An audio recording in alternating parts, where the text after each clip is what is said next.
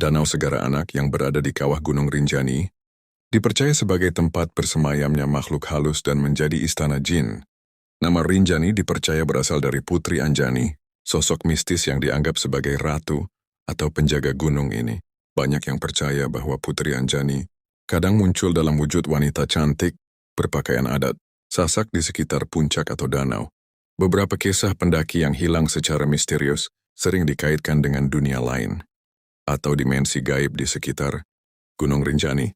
Mereka yang diterima ke dunia tersebut sering diceritakan tidak sadar waktu atau melihat kampung dan orang-orang yang tidak biasa. Pendaki sering diingatkan untuk menjaga ucapan dan sikap selama di gunung.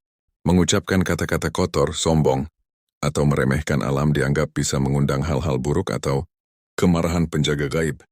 Ada yang mengaku melihat cahaya-cahaya aneh di langit malam, Rinjani atau mendengar suara gamelan, zikir, atau nyanyian gaib dari arah yang tak jelas sumbernya. Putri Anjani bukanlah manusia biasa. Ia adalah makhluk gaib keturunan bangsawan Kahyangan, diutus untuk menjaga keseimbangan antara dunia manusia dan dunia alam. Wujudnya adalah seorang wanita muda yang anggun, berkulit bening laksana bulan purnama, mengenakan busana adat Sasak berwarna keemasan, dan rambut panjangnya menjuntai seperti aliran sungai. Konon ia muncul hanya pada waktu-waktu tertentu, saat matahari terbenam menyentuh danau, atau ketika kabut pagi menyelimuti puncak.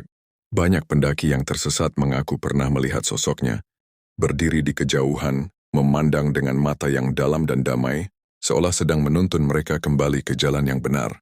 Beberapa bulan lalu, seorang naik ke Rinjani untuk mencari ketenangan setelah kehilangan orang yang dicintainya. Di hari ketiga, ia terpisah dari rombongan dan kabut tebal turun dengan cepat. Kompas tak berfungsi dan sinyal hilang. Ia mulai panik. Namun di tengah ketakutannya, muncullah seorang wanita muda, mengenakan selendang emas dan tersenyum lembut. "Jangan takut," katanya dalam bahasa Sasak yang anehnya dimengerti. Ia tak banyak bicara, hanya menunjuk ke arah timur, lalu menghilang di balik pohon cemara. Saat pendaki mengikuti arah itu, ia menemukan jalan kecil yang membawanya kembali ke pos pendakian. Anehnya saat ia bertanya pada warga lokal siapa wanita itu, mereka hanya tersenyum dan berkata, "Kamu telah dilihat oleh Putri Anjani, berarti hatimu bersih." Nama Rinjani diyakini berasal dari nama sang putri, sebagai penghormatan atas kekuatannya menjaga gunung dan alam sekitar.